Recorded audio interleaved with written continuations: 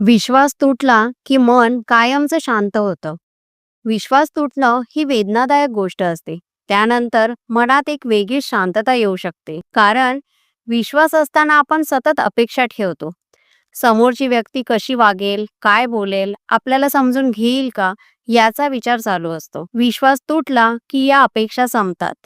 अपेक्षा संपल्या की निराशा, राग आणि सततचा ताणही कमी होतो. मन हळूहळू वास्तव स्वीकारायला लागतं.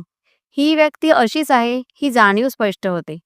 त्यामुळे पुन्हा पुन्हा दुखावलं जाण्याची शक्यता कमी होते. मानसशास्त्रात याला भावनिक स्पष्टता म्हणतात. ही स्पष्टता मनाला स्थिर करते. विश्वास तुटल्यानंतर आपण स्वतःकडे वळतो, स्वतःच्या मर्यादा समजून घेतो आणि स्वतःची काळजी घ्यायला शिकतो. सुरुवातीला वेदना असतात, पण काळानंतर त्या वेदनांतूनच मनाची शांतता तयार होते. धन्यवाद.